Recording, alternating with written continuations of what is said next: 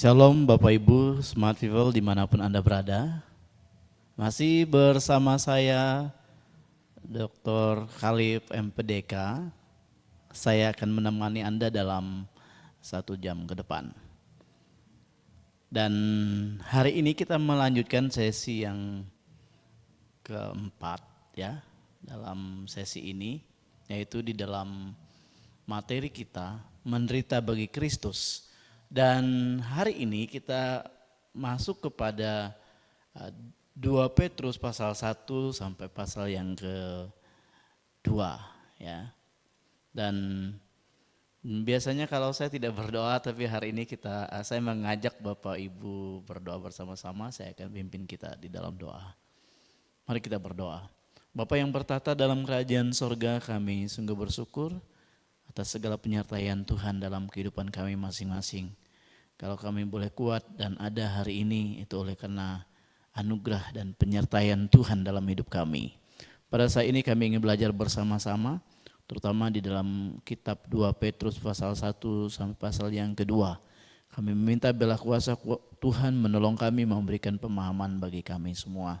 Terima kasih, kami siap belajar bersama-sama. Di dalam nama Tuhan Yesus kami berdoa. Amin. Baik Bapak Ibu, kita masih melanjutkan ya materi kita yaitu 2 Petrus pasal 1 dan pasal yang kedua. Nah di sini ya surat 2 Petrus ini ditulis oleh Simon Petrus ya. Sebagai respon terhadap 2 tantangan utama. Tantangan yang pertama adalah diagnos, itu penganiayaan eksternal ya di dalam terhadap orang percaya. Jadi ada persoalan-persoalan yang dihadapi oleh orang-orang yang sudah percaya gitu. Mungkin antara jemaat satu dengan jemaat yang lain. Nah maka itu Petrus menulis surat ini yang kedua. Dan yang kedua ada infiltrasi. Ya. Infiltrasi itu adanya mungkin ajaran-ajaran yang tidak benar, ajaran-ajaran yang kurang tepat menurut sudut pandang dari Alkitab itu sendiri. Ada beberapa guru palsu yang di mana pada saat itu sedang merusak iman jemaat. Ya. Nah, oleh sebab itu sangat penting sekali Petrus menyampaikan surat ini yang kedua. Nah, Petrus menekankan pengenalan akan Kristus yang transformatif. Artinya bahwa percaya mengenal Yesus secara pribadi itu adalah pondasi untuk bertahan dalam penderitaan. Nah oleh sebab itu di pasal 1 ayat yang ke-7 itu adalah kata kunci yaitu dokime, ya, uji iman. Itu menunjukkan bahwa penderitaan bukanlah hukuman. Ya, jadi mungkin selama ini kita berbicara kalau kita menderita itu adalah hukuman. Ada beberapa konsep gereja yang memahami akan hal itu ya.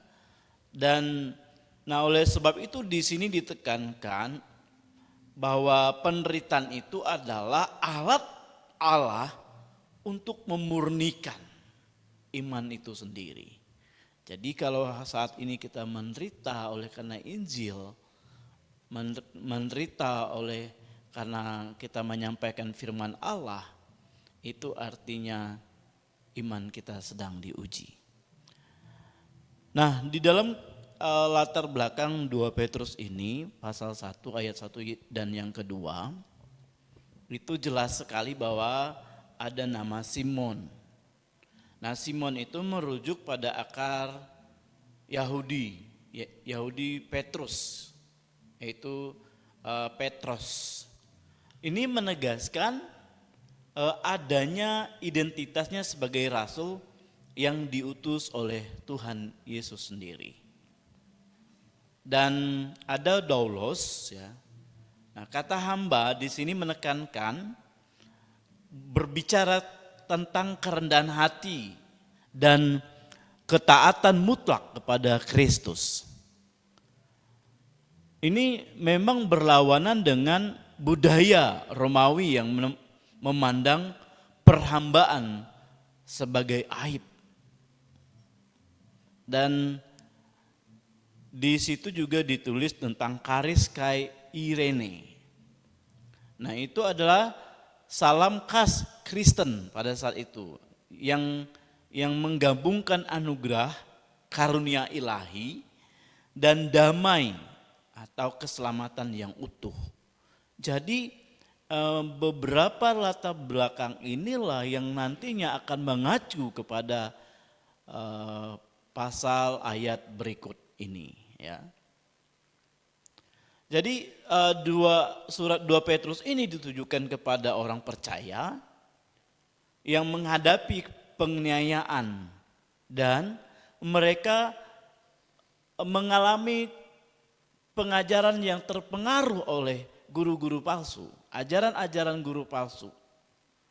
Nah, maka oleh sebab itu di sini Petrus menegaskan otoritasnya sebagai saksi mata Kristus. Ya, sangat jelas sekali Bapak Ibu. Dan dia menyerukan supaya setiap orang jemaatnya pada saat itu memiliki ketekunan di dalam iman mereka. Nah, Bapak Ibu, mungkin dalam konteks kita hari ini di era digital,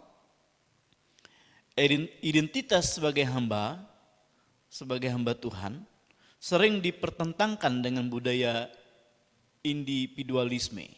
Jadi ada dua pemahaman yang berbeda begitu tentang hamba. Nah, contohnya kita bisa melihat ada seorang pemimpin gereja yang memilih mengurangi gaji demi membiayai pelayanan sosial. Ini mencerminkan sikap daulos. Mungkin ada banyak hamba-hamba Tuhan yang melakukan hal ini, ya, karena mereka pikir bahwa pelayanan itu adalah untuk melayani jemaat dan itu butuh hati hamba. Dan juga ada banyak contoh pendeta-pendeta yang mungkin tidak terlalu menuntut jemaatnya untuk dia bisa harus memberi begitu, ya. Tapi mereka lebih cenderung kepada pelayanan sosial yang ada. Nah, di dalam aplikasi ini, ya, di dalam latar belakang ini kita bisa melihat bahwa orang percaya dipanggil untuk hidup dalam kerendahan hati. Jadi kalau hari ini kita percaya kepada Tuhan, di dalam kitab Petrus itu menginginkan kita bahwa kita ini adalah orang-orang yang dipanggil dengan kerendahan hati. Nah, mengutamakan anugerah Allah di tengah tekanan dunia. Ya, ini solusinya apa? Yaitu memperkuat identitas dalam Kristus melalui komunitas yang saling mendukung. Nah, mari kita Bapak Ibu saling mendukung antara satu dengan yang lain. Jemaat yang lain, gereja yang lain, kita harus saling mendukung. Dan itulah sebenarnya yang ingin Rasul Petrus sampaikan kepada jemaat yang ada pada saat itu. Ya. Nah, di dalam 2 Petrus kita akan membahas ada dua hal penting di sini, ya, terutama nanti kita belajar tentang pasal 1 dan pasal yang kedua di sini.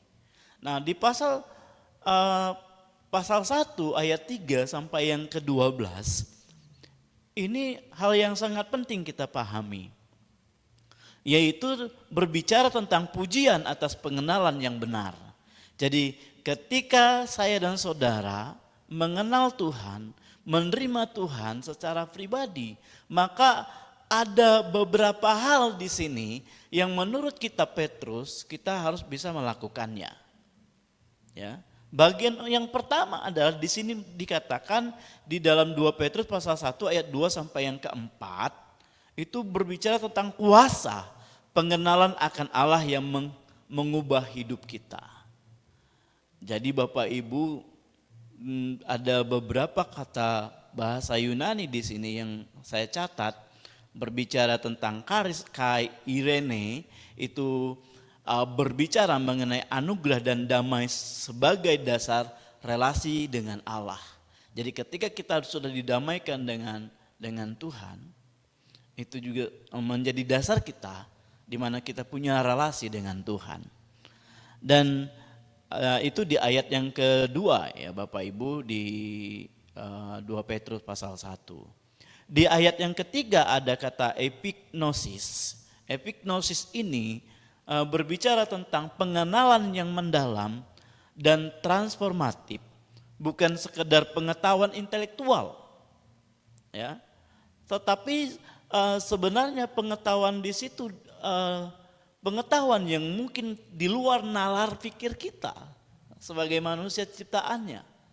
Nah, ini yang mau ditekankan sebenarnya. Karena ada banyak orang percaya ya, ketika mereka memiliki pengetahuan secara intelektualnya, mereka menganggap bahwa Tuhan itu tidak ada. Ya. Tetapi di sini epignosis ini berbicara tentang pengenalan yang mendalam dan transformatif tentang pengetahuannya akan Allah. Di luar dari nalar paradigma pikirnya sendiri. Nah, ada di ayat yang ketiga juga ada mengatakan tiai dinamis. Itu adalah kuasa ilahi yang memampukan hidup saleh. Jadi dinamik ini berbicara sesuatu yang kecil, ya. Tetapi sesuatu yang kecil itu memiliki power yang sangat kuat yang menghidupkan setiap orang yang sungguh-sungguh percaya kepadanya, sehingga dia bertransformasi menjadi orang baik, orang benar ya, orang benar. Ya, ada banyak kesaksian-kesaksian ya tentunya. Orang yang dari hidupnya yang tidak benar, dari hidupnya di luar Tuhan, tetapi ketika dia mengenal Tuhan ada transformatif yang terjadi di dalam diri orang itu. Nah, ini yang dinamakan di dalam kitab 2 Petrus ini pasal 1 ayat yang ketiga itu berbicara tentang tiai dinamis. Ya. Kuasa ilahi itu memampukan hidup kita menjadi saleh. Jadi kalaupun hari ini mungkin kita tidak percaya dengan Tuhan, tetapi ketika Tuhan menyentuh hati kita, maka apapun bisa Tuhan ubahkan. Dan di ayat yang keempat, ya Bapak Ibu, ini ada bahasa Yunani yang sangat menarik sekali, yaitu tentang koinonoi theas pisios. Itu partisipasi dalam kodrat ilahi melalui janji-janjinya. Jadi ketika kita menerima janji Allah itu, maka ada hal yang akan kita terima yang mungkin tidak bisa kita pikirkan begitu. Bagaimana kita bisa menerima hal itu. Nah, itu yang sangat penting Bapak Ibu. Ada kuasa pengenalan akan Allah mengubah hidup kita. Nah, permasalahan hari ini yang bisa kita temui baik di dalam diri kita maupun keluarga dan lingkungan kita, iman yang dangkal. Ada iman yang dangkal dan tidak menghasilkan buah. Bapak Ibu yang saya kasih di dalam Tuhan Yesus Kristus, pengenalan akan Allah itu sering direduksi, artinya itu diubah gitu. Diubah menjadi apa? Menjadi ritual atau simbol tanpa transformasi hati. Ya. Ada banyak orang menggunakan Allah, ya. Ada banyak orang menggunakan pelayan, tetapi itu diubah gitu. Pelayanannya bukan untuk Tuhan. Ya, bukan untuk memenangkan jiwa-jiwa, tetapi justru untuk membesarkan diri orang tersebut. Ya. Dan aplikasinya di sini adalah ada pertumbuhan intim. Artinya saya dan saudara ya harus bisa membangun hubungan pribadi dengan Allah melalui doa, melalui perenungan firman Allah, dan melalui pertobatan kita sehari-hari. Jadi Bapak Ibu, pertobatan itu perlu setiap hari ya. Artinya ketika kita melakukan sesuatu yang tidak benar di mata Tuhan, maka itu juga perlu ada pertobatan. Dan solusinya komunitas pembentuk karakter. Kita bisa datang menemukan orang yang tepat, menemukan kelompok yang tepat untuk kita bergabung dalam kelompok kecil yang mendorong transformasi dan pertumbuhan rohani.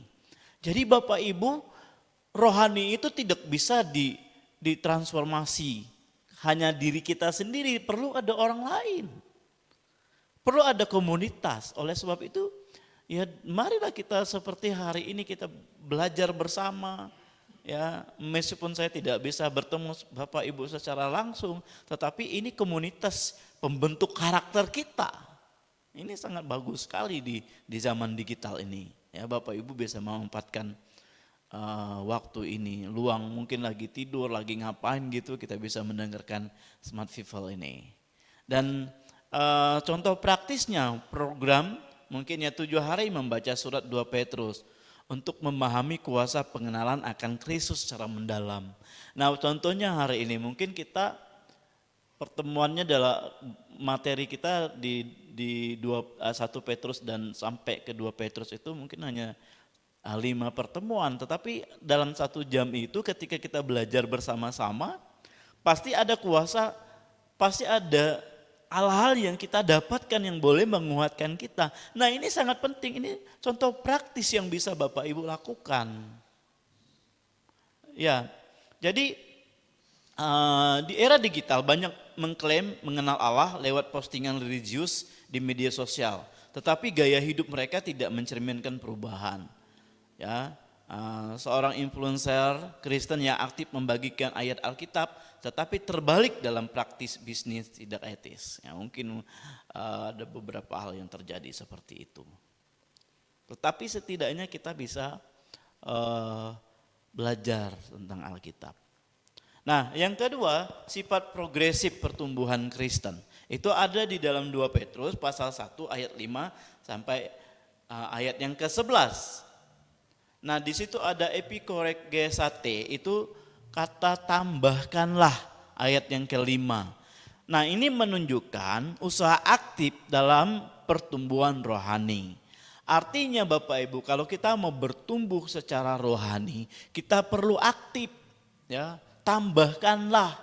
Kalau hari ini mungkin Bapak Ibu sedang belajar, tambahkanlah belajar dan teruslah belajar. Belajar tentang kebajikan, tentang pengetahuan, penguasaan diri, ketekunan, kesalehan, kasih persaudaraan, ya. Itu tentu bisa kita lakukan dimanapun kita berada sebenarnya. Jadi ini adalah tangga kebajikan yang progresif di ayat yang ke-5 sampai yang ke-7. Ada kata bebayos ya. Bebayos itu kokoh dalam panggilan dan pilihan. Ayat yang ke-10. Nah ini sangat penting sekali Bapak Ibu ya. Dimana ketika kita mau bertumbuh di dalam Tuhan, maka kita harus memiliki sifat progresif. Ya, terus menerus kita tambahkan, kita kokoh, kita memiliki kesalehan, memiliki kepersaudaraan antara satu dengan yang lain. Nah persoalannya Bapak Ibu, sering sekali kita berada dalam situasi yang namanya stagnasi rohani. Nah stagnasi rohani ini diakibatkan fokus pada aktivitas gereja tanpa disiplin pribadi. Ya banyak sekali orang yang mungkin keaktifannya fokus hanya bidang gereja saja ya. Ada banyak orang percaya terjebak dalam zona nyaman tanpa mau diubah. Ya Bapak Ibu. Jadi sebenarnya firman Tuhan itu ya ketika kita menggalinya, ketika kita mendalamnya, kita mempelajarinya, kita menekuninya, maka ada transformatif yang terjadi di dalam diri kita. Ya, ketika kita pelayanan bukan berarti kita tidak boleh melayani, tetapi juga kita melihat bagaimana keluarga kita gitu. Ya. Jadi Bapak Ibu, sifat kita itu harus progresif dalam pertumbuhan iman kita kepada Tuhan, harus kokoh, harus bertambah. Ya. Disiplin rohani, ini sangat penting sekali. Disiplin rohani harian, mungkin keseharian kita. Di mana kita bisa menetapkan target konkret seperti membaca satu pasal Alkitab sehari, ya. Atau mungkin kita bisa melatih penguasaan diri dalam penggunaan media sosial. Karena terus jujur Bapak Ibu, kalau kita sudah terpengaruh dengan media sosial, dengan gadget kita ya, kita akan lebih apa ya, saya bilang lebih damai, lebih tenang sepertinya, seolah-olahnya kita bersama gadget kita itu sendiri. Ada banyak ya anak-anak yang sekarang yang ya umur 3 tahun, umur 1 tahun, itu sudah banyak yang terpengaruh oleh gadget gitu. Bukan salah sebenarnya, tetapi sebenarnya kita bisa membatasi diri. Ya. Alat-alat transformasi hari ini, media-media sosial hari ini itu sebenarnya mempercepat kita semakin memahami, bukan semakin kita nggak mengerti begitu. Ya. Nah maka di sini Bapak Ibu kita membutuhkan mentorship. Itu ada memiliki pendamping rohani yang membantu mengevaluasi pertumbuhan dan memberikan tantangan yang baru bagi hidup kita. Itu penting, ya. Siapapun kita, ya, tidak persoalan itu sering saya mengatakan bahwa persoalan masalah itu dia itu tidak melihat status kita gitu, ya. Kalau kita jabatannya presiden contohnya, mungkin kita berpikir bahwa presiden itu tidak punya persoalan, enggak Bapak Ibu, pasti dia punya persoalan juga, atau itu lebih berat lagi. Kenapa? Presiden kan satu negara gitu. Ya, contohnya Prabowo. Mana mungkin kita bilang Prabowo enak saja, di mana-mana ada duit dan sebagainya. Tetapi dia juga punya persoalan. Jadi artinya Bapak Ibu dimanapun sebenarnya saya juga harus bisa ada memiliki mentorship gitu, pendamping rohani saya butuh itu gitu loh. Ya, apalagi kita yang betul-betul masih banyak belajar, ya. Dan bagian yang selanjutnya, bagian C di sini itu berbicara di dalam 2 Petrus pasal 1 ayat 12 sampai yang ke-21. Nah, di sini berbicara tentang kesaksian Rasul Rasul Petrus dan pengilhaman kitab suci. Nah, ada beberapa bahasa Yunani yang perlu kita pahami di situ adalah epimenestesomai, itu adalah aku akan selalu mengingat. Nah, ini menunjukkan motivasi Petrus untuk memperkuat iman jemaatnya. Ya. Aku akan selalu mengingat, suatu kata yang begitu hebat didengar gitu. Suatu kata yang hebat kita dengar dan itu menguatkan, ya, menguatkan iman jemaat mereka pada saat itu. Nah terus ini di ayat yang ke-21 ada bahasa Yunani itu theopneustos. Nah ini adalah diilhamkan oleh Allah. Nah ini menegaskan otoritas Alkitab sebagai firman Allah.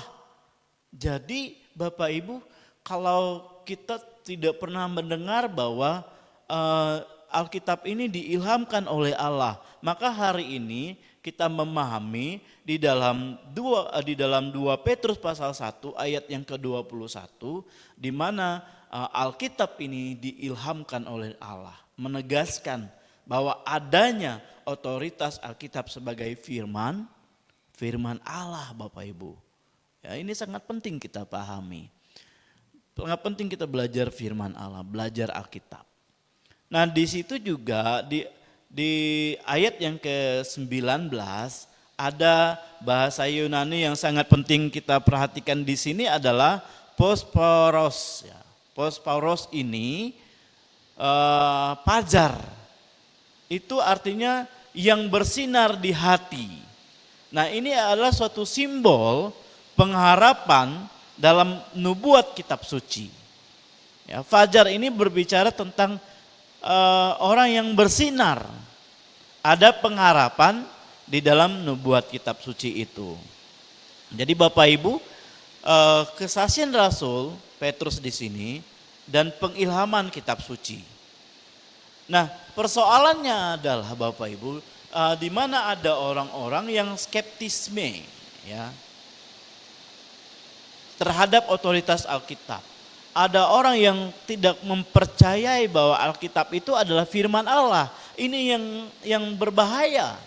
Mereka masih menganggap bahwa Alkitab itu adalah Alkitab seperti buku-buku biasa. Ya mungkin memang Alkitab itu adalah ditulis oleh manusia itu sendiri. Tetapi kan ini melalui ilham. Ya, melalui perkataan Allah sendiri yang memakai 40 kurang lebih penulis kitab begitu. Ya. Kalau kita mungkin menjadi orang awam biasa mungkin tidak akan pernah mencapai pengertian itu ya kalau kita tidak mau belajar. Tetapi hari ini saya sudah menyampaikannya Bapak Ibu bahwa jangan kita masa bodoh dengan Alkitab. Tetapi mari kita mau memiliki hati yang sungguh-sungguh terhadap Alkitab. Bapak Ibu, saya ingin menyampaikan bahwa Alkitab itu adalah salah satu buku yang terlaris di dunia. Setiap tahunnya terus ada banyak orang yang ingin membacanya begitu. Ya. Nah, jadi di sini kita bisa melihat kesaksian Rasul Paulus ini berbicara tentang studi Alkitab kontekstual. Ya, kita bisa memahami kitab suci secara utuh. Jadi bukan sepotong-sepotong Bapak Ibu. Ada banyak orang, ya pendeta sekalipun, mereka belajar hanya sepotong-sepotong tentang firman Allah, tidak keseluruhannya. Nah oleh sebab itu mari kita sebagai orang percaya, kita tuh belajar firman Allah, belajar Alkitab, itu harus utuh. Ya. Ada seorang apologetika praktis, pelatihan untuk membedakan ajaran palsu. Misalnya melalui seminar, mengenal ciri guru palsu begitu. Kita bisa belajar di dalam 2 Petrus pasal 2. Nah, contoh praktisnya adalah gerakan back to the Bible. Ya. Di mana kita belajar bersama-sama bahwa apapun yang ada di dalam dunia ini yang harus kita hadapi itu harus kembali ke back to Bible. Ya, mungkin yang sangat ngetren sekali kalau kita pernah nonton televisi di tahun 2000-an yang dibawakan oleh Tukul Arwana, di mana dia bilang back to laptop gitu. Artinya apapun yang menjadi pembicaraannya dia akan kembali ke laptop. Nah hari ini juga seharusnya kita gereja-gereja mengajak membaca Alkitab secara sistematis dengan panduan teologi sehat gitu. Ya. Hamba-hamba Tuhan mengajak pendeta, mengajak jemaat untuk belajar tentang kebenaran firman Tuhan. Ini sangat penting supaya kita tidak dininabobokan oleh ajaran-ajaran yang tidak benar. Ya. Dan yang selanjutnya kita melanjutkan di dalam kitab Petrus, 2 Petrus pasal 2 ayat 1 sampai yang ke-22. Nah ini sangat menarik sekali Bapak Ibu ya. Kenapa? Karena di pasal ini ya, di 2 Petrus ini kita akan belajar bersama-sama bagaimana kecaman terhadap guru-guru palsu ya. Guru-guru palsu ya di sini. Nah, kita mau mengerti bagaimana sih ciri-ciri guru palsu? Nah, di ayat yang ke pasal 2 ayat 1 sampai 3 ya. Terus ayat 10 sampai yang ke-19. Nah, di situ diceritakan bagaimana ciri-ciri guru-guru palsu ya. Nah, ada beberapa hal yang sangat penting kita pelajari di dalam kitab 2 Petrus ini, terutama di pasal yang kedua, kita menemukan ada beberapa bahasa aslinya ya dalam perjanjian baru, bahasa Yunani, yaitu berbicara tentang guru palsu yang menyusup diam-diam. Ya. Dan ada juga ajaran sesat yang membawa kebinasaan. Itu di pasal 2 ayat 1. Dan di pasal 2 ayat 3 itu ada keserakahan, memanipulasi firman untuk keuntungan materi. Nah, itu juga adalah salah satu ciri daripada guru palsu. Dan yang selanjutnya itu ada nafsu yang menajiskan, hidup dalam hawa nafsu. Ya. Nah, itu bahasa-bahasa yang sangat penting di sini. Permasalahan hari ini adalah ada banyak orang mengeksploitasi iman jemaat untuk kepentingan pribadi.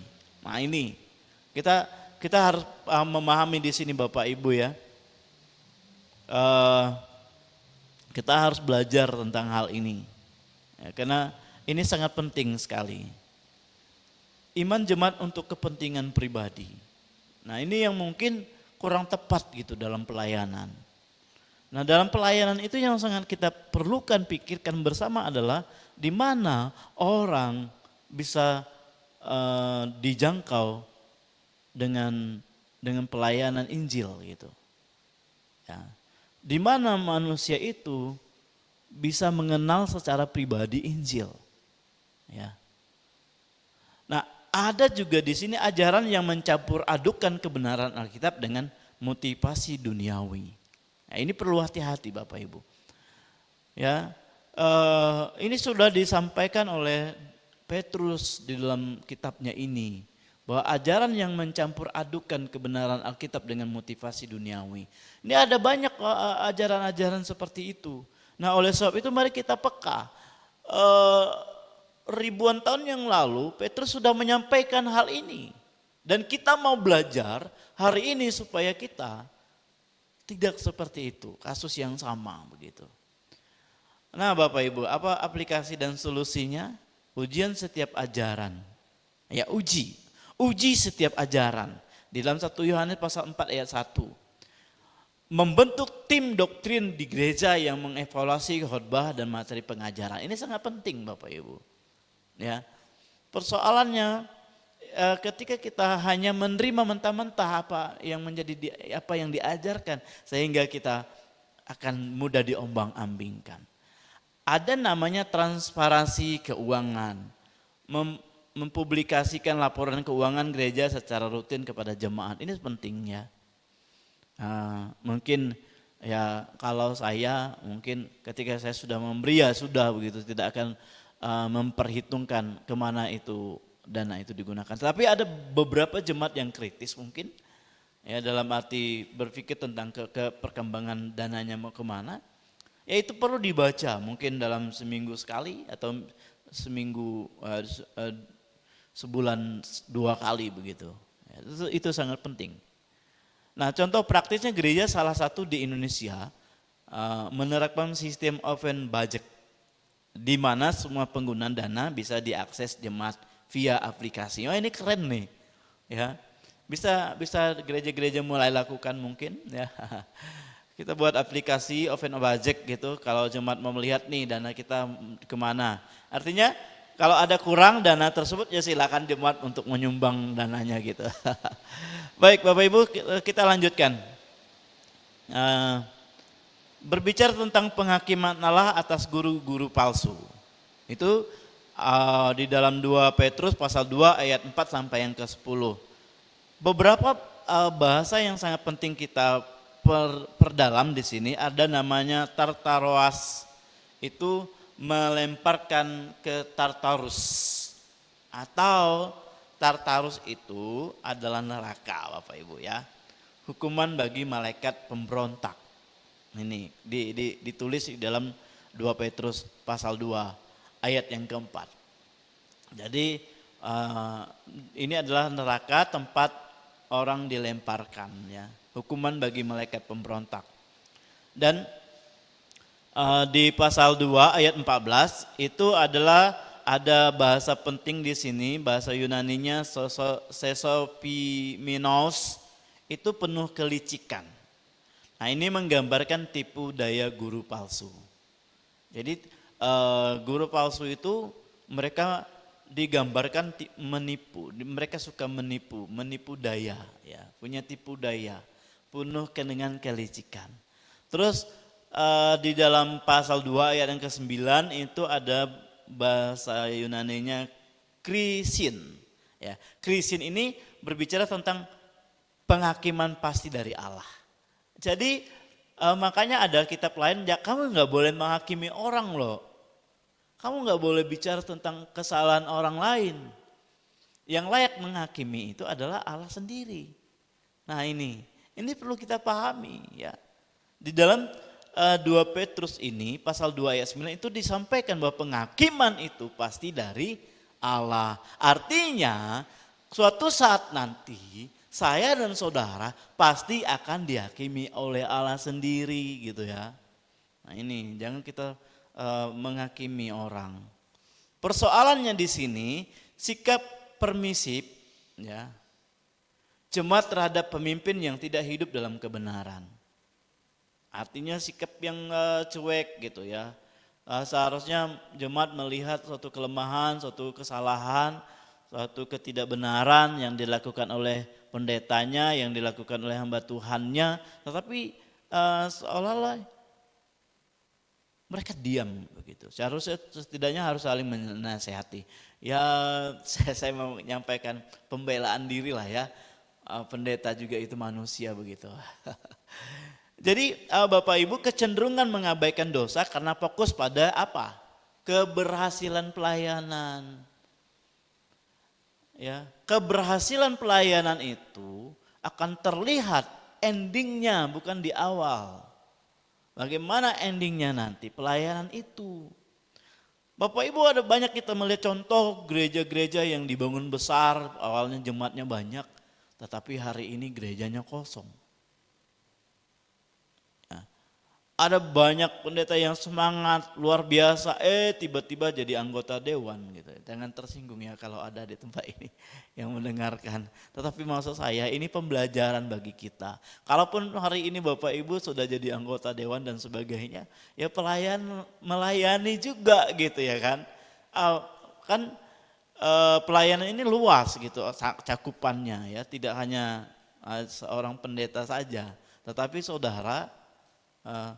Tapi yang parah kalau menurut saya pendeta tiba-tiba akhirnya jadi apa? Mualaf gitu. Ada banyak saya banyak membaca dan banyak melihat di beberapa media massa ya. Dicuplikan di YouTube, divideokan ini pendeta latar belakang pendeta jadi ini gitu. Keren juga sih sebenarnya. Tapi kerennya nanti dia mengalami sesuatu hal yang dia terima. Ya. Oke, apa menjadi aplikasi dan solusinya? Mengutamakan kekudusan di atas popularitas. Nah, ini penting ya. Memilih pemimpin berdasarkan karakter, bukan hanya berdasarkan kemampuan retorika. Jadi, ketika kita melihat pemimpin, kita memilih dia sebagai bagaimana karakternya. Nah, ini jelas sekali dalam 1 Timotius pasal 3 ayat 1 sampai yang ke-7. Dan restorasi disiplin gereja. Artinya menjalankan proses pendisiplinan sesuai Matius pasal 18 ayat 15 sampai yang ke-17 bagi pemimpin yang jatuh dalam dosa. Ada tidak kemungkinan pemimpin jatuh dalam dosa? Ya ada kemungkinannya. Karena mereka juga bukan malaikat, enggak. Malaikat saja dibilang di dalam 1 Petrus juga mengatakan, di dalam Petrus ini juga mengatakan bahwa malaikat juga jatuh ke dalam dosa. Jadi contoh praktisnya di sini, Ya mungkin saya mau menyampaikan bahwa Sinode Z ya membentuk komite etik yang independen untuk menyelidiki pelanggaran apa yang dilakukan pendeta, tapi bukan mencari kesalahan-kesalahan loh ya. Ini berbeda. Tetapi hamba Tuhan, pendeta juga perlu dukungan pelayanan, dukungan doa, dukungan apapun mereka, karena jujur ya, pendeta itu lebih banyak godaannya daripada jemaat. Ya, makanya itu kita bersyukur belajar dari kitab 1 dan 2 Petrus hari ini ya. Ada banyak hal yang bisa kita gali ya. Nah, contohnya juga hari ini. Itu tidak hanya ditujukan kepada pendengar, tetap yang menonton video ini, tetapi kepada saya juga begitu. Dan diingatkan kembali begitu. Itu untungnya kita belajar. Nah, yang ketiga ada bahaya kemunduran spiritual pasca mengenal kebenaran. Ini di dalam 2 Petrus pasal 2 ayat yang ke-20 sampai yang ke-22 ya Bapak Ibu. Dan ada beberapa bahasa yang penting di sini, bahasa Yunaninya, yaitu noda dunia atau itu miasma atau kosmau. Itu noda dunia yang mencemari ya, yang mencemari. Ibarat ketika kita menaruh, seperti kita menaruh ini ya tinta di tisu basah gitu, yaitu ternoda. Tisu itu ternoda karena basah oleh tinta itu, dan dia akan merembet kemana-mana. Dan tisu itu akan berubah ya, kalau warnanya hitam kita taruh aja akan jadi hitam gitu ya. Noda dunia, mencemari, ada yang mencemari ya. Terus di dalam 2 Petrus pasal 2 ayat yang ke-22 itu ada kion epistrepsas itu artinya di situ anjing kembali ke muntahnya itu ya. Ini menggambarkan kerasnya tentang kemurtadan, betapa tidak benarnya orang yang menjadi murtad gitu ya di dalam Tuhan. Dan yang ketiga ada hilosamene, itu bahasa kasar sekali ini ya. Artinya kalau kita memelihara, kami waktu saya kecil, kami dulu memelihara babi ya. Itu kalau sudah dimandikan, bersih-bersih, dia akan kembali ke kubangan. Nah, ini artinya di sini ya, anjing kembali kepada muntahnya, babi kembali ke tempat mandinya begitu. Artinya dia tetap kembali ke tempat kotornya begitu ya. Hidupnya akan kembali ke sana. Artinya tidak ada pertobatan yang sungguh-sungguh yang dilakukan oleh orang tersebut. Dia hanya bermain-main saja ya, seolah-olah hari ini percaya kepada Tuhan, besok tidak, hari ini percaya lagi, besok tidak. Ada saja orang-orang yang seperti itu ya. Nah, inilah istilahnya ya, istilah di dalam 2 Petrus pasal 2 ayat yang ke-22 ya. Ayat yang ke-22 itu ini sangat jelas sekali menggambarkan orang-orang yang seperti itu ya. Ternyata ada. Nah, ini persoalannya ya. Iman yang tidak berakar dalam iman yang seolah-olah mudah tergoda oleh pola hidup lama. Karena tidak berakar banyak gitu, merambat ke dalam-dalamnya. Ya. Masih ada persoalan-persoalan hidup lamanya yang dia masih pertahankan. Ya. Nah, minimnya pendampingan bagi orang percaya baru atau yang sedang dalam pemulihan. Nah, oleh sebab itu di gereja itu sebenarnya harus ada nyampe ke sana. Ada pelayanan yang terus menguatkan jemaat. Ada orang-orang yang bisa seperti itu.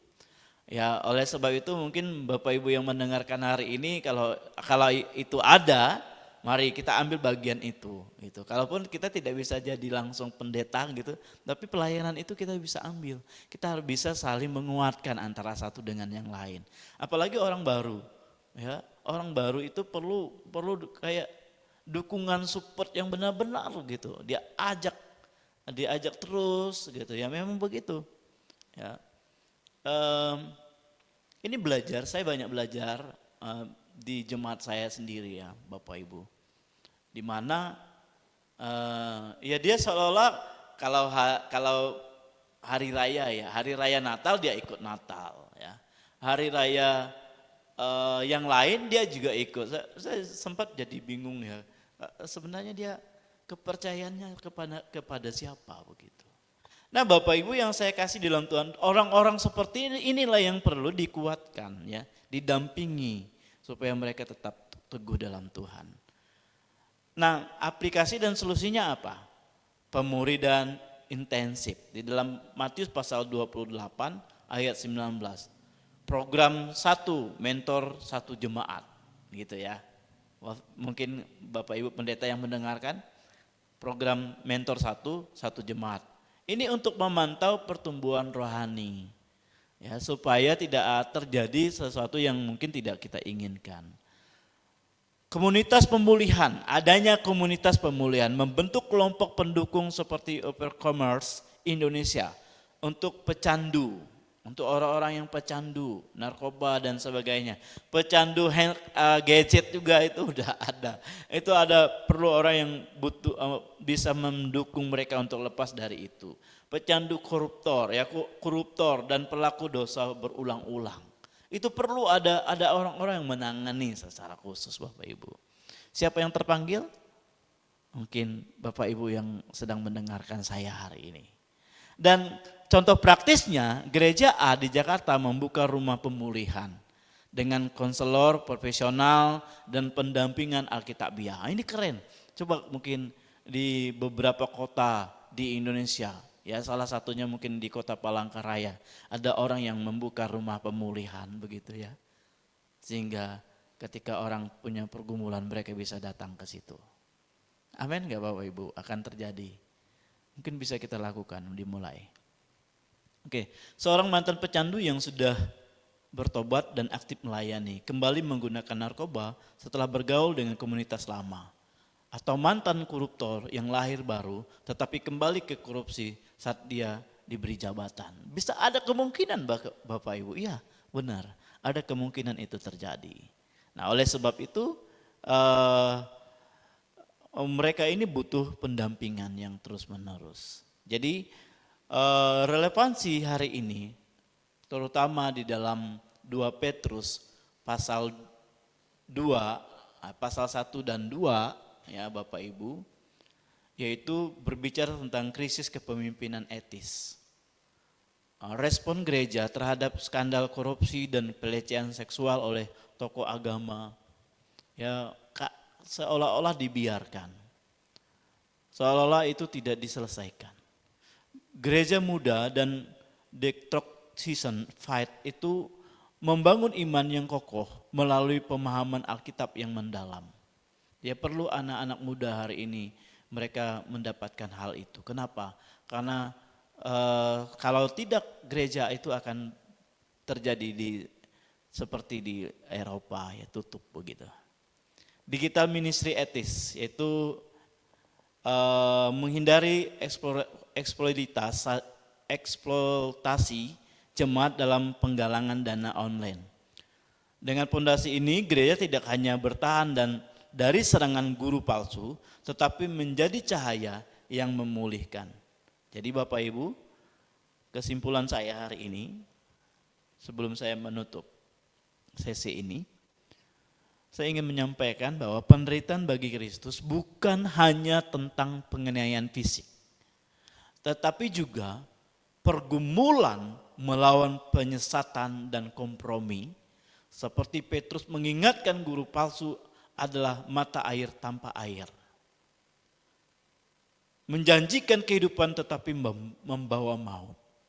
Nah di tengah zaman yang kabur antara kebenaran dan hoaks, Gereja harus berani menjadi penjaga pintu kebenaran, mengasihi tanpa kompromi dengan dosa, dan memulihkan tanpa menghakimi. Biarlah sesi ini di dalam 2 Petrus pasal 1 ayat 2 bisa menjadi berkat bagi kita semua. Mari kita berdoa. Terima kasih Tuhan Yesus, kami sungguh bersyukur. Hari ini kami boleh belajar di dalam 2 Petrus pasal 1 dan pasal yang kedua.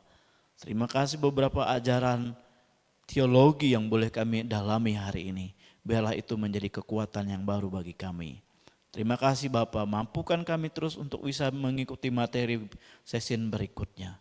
Biarlah Engkau memberkati kami. Di dalam nama Tuhan Yesus kami berdoa. Amin. Baik, terima kasih Bapak Ibu. Saya mengucapkan kita harus setia mengikuti Smart People ini. Dan saya Kalib mengundurkan diri, sampai jumpa. Tuhan Yesus memberkati kita. Shalom.